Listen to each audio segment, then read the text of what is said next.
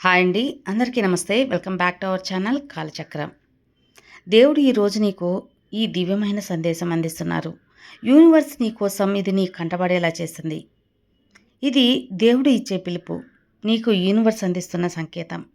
ఇది యాదృచ్ఛికమైతే కాదు. ఈ వీడియో నీకు కనబడటం దేవుడి సంకేతం. ఎందుకంటే ఆయన ఒక మనసున్న నీ మనసుని విన్నాడు. నువ్వు చాలా రోజులుగా ఒక కోరికతో ప్రార్థిస్తున్నావు కదా. ఏదో ఒక విషయం కోసం నీ మనసు ఆగిపోకుండా ఆలోచిస్తున్నావు కదా. దేవుడు ఆ భావనను విన్నాడు. ఇప్పుడు ఆయన నీకు చెప్తున్నాడు, నీకు కావాల్సింది రాబోతుంది. కానీ ఒక రహస్యం తెలుసుకున్న వారికి మాత్రమే అది చాలా సులభంగా వస్తుంది. ప్రతి ప్రార్థనకి ఒక ఫ్రీక్వెన్సీ ఉంటుంది. ప్రతి మనసుకి ఒక ఎనర్జీ ఉంటుంది. దేవుడు దూరంగా కూర్చొని మనల్ని పరీక్షించడం కాదు, మన మనసే ఆయనతో మాట్లాడే భాష. కానీ చాలామందికి ఆ భాష తెలియదు. అందుకే మనం కోరుకున్నది, మనం ప్రార్థించినది ఆలస్యమవుతూ ఉంటుంది. దేవుడు ఎందుకు వెంటనే స్పందించడు? నువ్వు ఎప్పుడైనా ఆలోచించావా మిత్రమా? ఎందుకు కొంతమంది ఏం కోరుకున్నా వెంటనే పొందుతారు, మరికొంతమంది ఎన్ని సంవత్సరాలు ప్రార్థించినా దొరకదు? దేవుడు ఎవరిని ప్రత్యేకంగా ప్రేమించడు, కానీ ఎవరు సరిగ్గా ప్రార్థించాలో తెలిసిన వారికి త్వరగా వింటాడు. అదే సీక్రెట్. ఇది ఆయన నీకు ఈరోజు చెబుతున్న రహస్యం. అంతేకాకుండా యూనివర్స్ కూడా నీ ప్రార్థన వింటుంది. యూనివర్స్కి నువ్వు పంపే సంకేతమే నీ కోరికలు తీర్చే ఒక అద్భుతమైన వరంగా మారుతుంది. అసలు ప్రార్థన అంటే కేవలం చేతులు ముడిచి దేవుడా నాకు అది కావాలి ఇది కావాలి అని అడగడం కాదు. విశ్వంతో కనెక్ట్ అయ్యే మార్గం ప్రార్థన. అంటే మనసు యొక్క స్వరం. నువ్వు నోటితో అడిగేదాన్ని దేవుడు వినడు, కానీ మనసుతో భావించేదాన్ని వింటాడు. నీ ఆత్మ నీ మనసు కలిసినప్పుడు అదే నిజమైన ప్రార్థన అని దేవుడు చెబుతున్నాడు. నాకు ప్రియమైన పెద్ద, నువ్వు నన్ను లోపల బయట వెతుకుతున్నావు, కానీ నేను నీలోనే ఉన్నాను. నువ్వు కోరుకున్నటువంటి దానిని నేను నీ దగ్గరకు సృష్టించగలను. కానీ నువ్వు నమ్మాలి. నువ్వు అనుమానిస్తే ఆ అద్భుతం ఆగిపోతుంది. నీకు కావాల్సింది సులభంగా రావాలంటే దేవుని ఈ విధంగా ప్రార్థించు. మొదట నీ మనసులో ఉన్న డౌట్లు మొత్తం తుడిచేయి. ఇది సాధ్యమా అనే ప్రశ్నకు బదులు ఇది నా జీవితంలో ఆల్రెడీ జరిగిపోయింది అని భావించు. నమ్మకంతో చెప్పిన ఒక్క మాట విశ్వం మొత్తం దాన్ని నిజం చేసేందుకు కదులుతుంది. దేవుడు చెప్తుంటాడు, నువ్వు అడగకముందే నేను ఇవ్వడానికి సిద్ధంగా ఉన్నాను, కానీ నువ్వు నన్ను భయంతో కాదు నమ్మకంతో పిలువు అని. చాలామంది చెబుతారు, నేను రోజు ప్రార్థిస్తాను కానీ ఫలితం లేదు అని. కారణం ఏంటంటే వారు మాటలతో ప్రార్థిస్తారు కానీ మనసుతో కాదు. దేవుడు నీ మాటలను కాదు, నీ వైబ్రేషన్ వింటాడు. నీ మనసు భయంతో అనుమానంతో నిండి ఉంటే ఆ ప్రార్థన సగం మార్గంలోనే ఆగిపోతుంది. అందుకే దేవుడు నీతో చెబుతూ ఉంటాడు, నీ కోరికల కోసం వెంపరలాడకు, నీ నమ్మకాన్ని నాకు అప్పగించు. ఇప్పుడు మొదటి సంకేతం. నీ ప్రార్థన విన్న దేవుడు ఒక సంకేతం పంపుతాడు. అది ఒక కళ రూపంలో ఉండొచ్చు, ఒక వ్యక్తి మాటల్లో ఉండొచ్చు, లేదా యాదృచ్ఛికంగా నీకు కనపడే వీడియో రూపంలో కూడా ఉండొచ్చు. కానీ చాలామంది ఇది గమనించరు. నువ్వు ఈ వీడియో చూస్తున్నావంటే అది సంకేతంగా దేవుడు చెబుతున్నాడు అని అర్థం. ఇప్పుడు నీకు కావాల్సింది సులభంగా రాబోతుందని యూనివర్స్ చెబుతుంది. కానీ నువ్వు ఇలా ప్రార్థించాలి. జాగ్రత్తగా విను. ఈ క్షణం నుండి నేను నీకు చెబుతాను ఎలా పిలవాలో యూనివర్స్ని, దేవుణ్ణి ఎలా మాట్లాడాలో. ఇలా ప్రార్థిస్తే ఆయన వెంటనే స్పందిస్తాడో తెలిసిన వారు ఏదైనా కోరుకుంటే వారికి సులభంగా వస్తుంది. దేవుడిని ఎలా ప్రార్థించాలి? అద్భుతం జరిగే మార్గం. నా ప్రియమైనవాడా, నా ప్రతి కన్నీరు నేను చూశాను, నా ప్రతి కోరిక నేను విన్నాను, కానీ నువ్వు ఇప్పటి వరకు తెలుసుకోలేని ఒక రహస్యం ఉంది. ఇది కావాల్సింది రావాలి అంటే నువ్వు నన్ను పిలిచే పద్ధతి మారాలి. నువ్వు ఈరోజు అడుగుతావు, దేవుడా నాకు అది కావాలి, కానీ నువ్వు అడుగుతున్నప్పుడు నీ మనసులో ఏముంటుంది? భయం, అనుమానం, లేక నాకు అది రాదేమో అన్న ఆలోచన భావం. వచ్చిన క్షణం నుండి నీ ప్రార్థన తలుపు మూసుకుపోతాయి. ప్రార్థన అంటే భయపడి అడగటం కాదు, నమ్మకంతో మాట్లాడటం. నువ్వు యూనివర్స్ని ఇలా పిలువు, యూనివర్స్ ఇది నాకు కావాలి, ఇది నాకు అప్పగించి దేవుడా అని. నువ్వు ఇప్పటి వరకు ఇచ్చావు, ఇది నాకు ఇచ్చినందుకు కృతజ్ఞతుడును అని చెప్పుకో. ఇది సాధారణ పదం కావచ్చు, కానీ ఇదే విశ్వానికి చాలా ముఖ్యమైన శక్తి, కదిలించే శక్తి. ఎందుకంటే విశ్వం నీ భావనలతో పనిచేస్తుంది, నీ మాటలతో కాదు.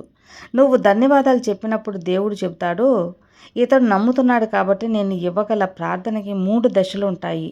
1 నిశ్శబ్దం, 2వ భావన, 3 నమ్మకం, మొదటిది, నిశ్శబ్దంలోకి వెళ్ళు.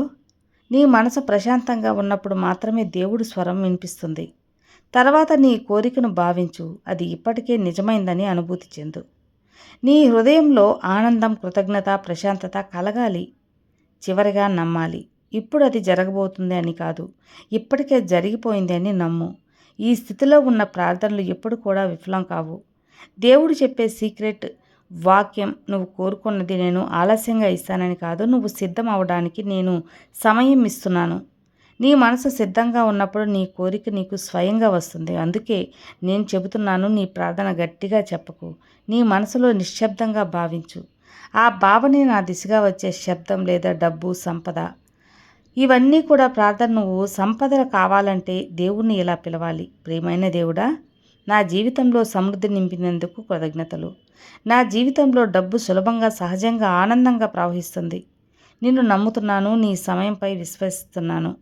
ఈ మాటలు పలికిన వెంటనే నీ హృదయం ఒక వెలుగుతో నిండిపోతుంది.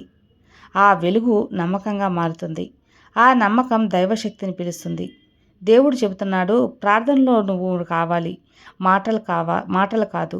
నువ్వు నన్ను పిలిచేటప్పుడు నీ మనసు ఎప్పుడూ తిరుగుతూ ఉంటే నీ ప్రార్థన నా దగ్గరికి చేరదు. నీ ఆత్మ పూర్తిగా నా దిశకు మళ్ళినప్పుడే నేను నీలోకి అనుకూలంగా ప్రవేశిస్తాను. ఆ క్షణంలోనే నీ కోరిక జీవం పొందుతుంది.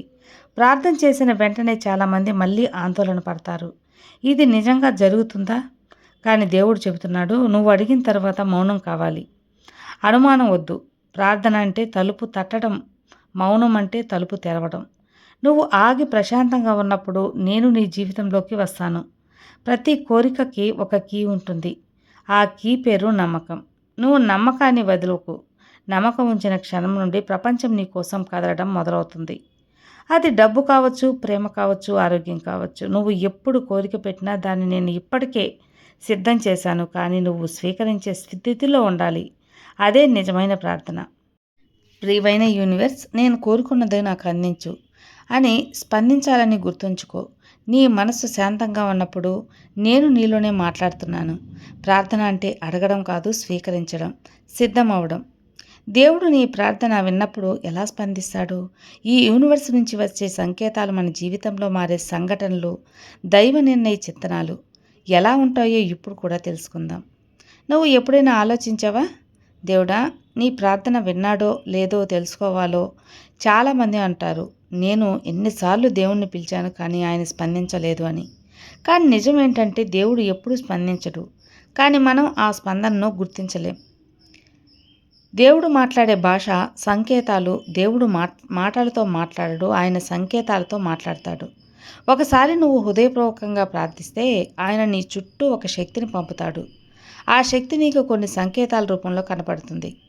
ఒకటి యాదృచ్ఛికం లాంటిది, కానీ దైవం పంపిన సూచన. నువ్వు ఒక నిరాశలో ఉన్న ఒకరోజు అకస్మాత్తుగా నీకు ఆశ కలిగించే వీడియో కనిపించవచ్చు.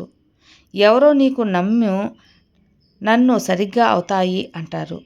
నువ్వు అనుకుంటావు ఇది యాదృచ్ఛికం కాదు, నేను పంపిన సంకేతం. నువ్వు ఇప్పుడు ఈ వీడియో వినడం కూడా యాదృచ్ఛికం కాదు, ఇది దేవుడు నీకోసం చెబుతున్న ఆన్సర్.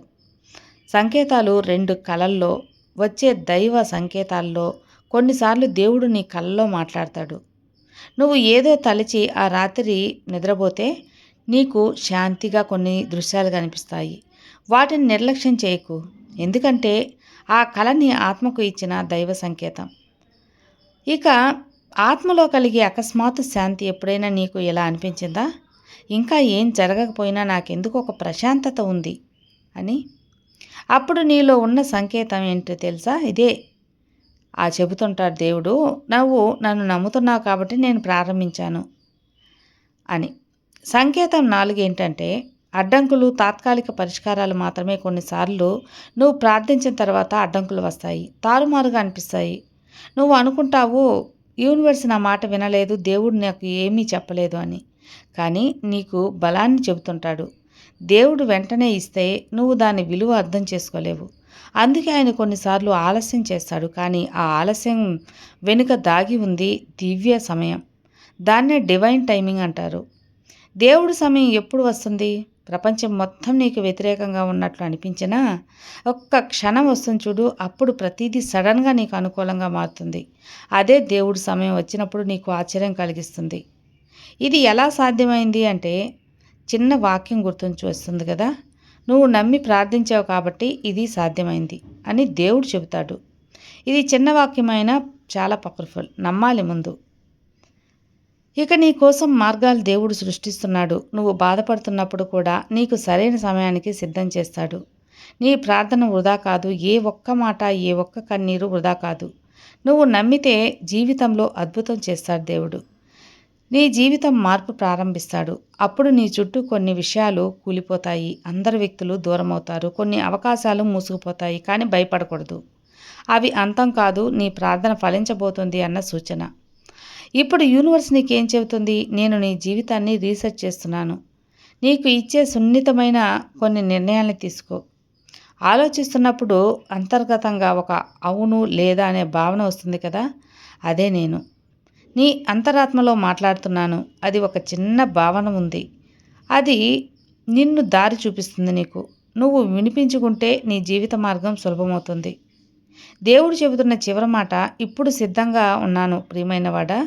నువ్వు తెలుసుకోవాలి నీ ప్రార్థన ఎలా నేను వినిపించాలో, నాకు ఎలా వినిపించాలో, నేను ఎలా స్పందిస్తానో అని. నీ సమయం దగ్గర పడింది. నీకు కోరుకున్నవన్నీ సులభంగా రాబోతుంది. కానీ నువ్వు గుర్తుపెట్టుకో, ప్రార్థనకు సమాధానం నమ్మకమే. దేవుడు ఎప్పుడూ ఆలస్యం చేయడు. ఆయన సమయం పర్ఫెక్ట్గా ఉంటుంది. నీ కోరిక సులభంగా రావాలంటే ఎలా సిద్ధం కావాలి, నీ మనసును ఎలాంటి స్థితిలో ఉంచుకోవాలి అనే భావన గురించి ఉండాలి. తప్పులు చేయకూడదు. కాబట్టి ఎప్పుడు కూడా ఏది కూడా చేయాలి అంటే నమ్మకం అనేది చాలా ముఖ్యం. ఇదే యూనివర్స్ ఫ్రీక్వెన్సీ. యూనివర్స్ రహస్యం ఇదే. ఇది ఒక్కటి తెలుసుకుంటే మనం ఏదైనా కూడా సాధించగలం. కాబట్టి ఏది చెప్పినా కూడా మనం కృతజ్ఞతాభావంతో ఉండాలి. మన ఊహలు, మన ఆలోచనలు అన్నీ కూడా మనకు అనుకూలంగా మార్చుకోవాలి. అప్పుడే ఈ యూనివర్స్ కనెక్ట్ అయ్యి మన కోరికలు తీరుతాయి. ఇక ప్రతిదానికి కృతజ్ఞతాభావంతో ఉండాలని తెలుసు కదా. ప్రతిదీ నాకు అందించినందుకు చాలా ధన్యవాదాలు విశ్వమా. డబ్బు, సంపద, ఆనందం, ఐశ్వర్యం ఇవన్నీ నాకు చేర్చినందుకు thank you universe. Thank you so much. కామెంట్లో కూడా తెలియచేయండి. Thank you universe. Thank you so much. ఈ ఒక్క మాట మీ జీవితానికి, అలాగే మీకు, ఈ యూనివర్స్కి చాలా కనెక్షన్ అనేది కుదురుతుంది. Thank you universe. Thank you so much.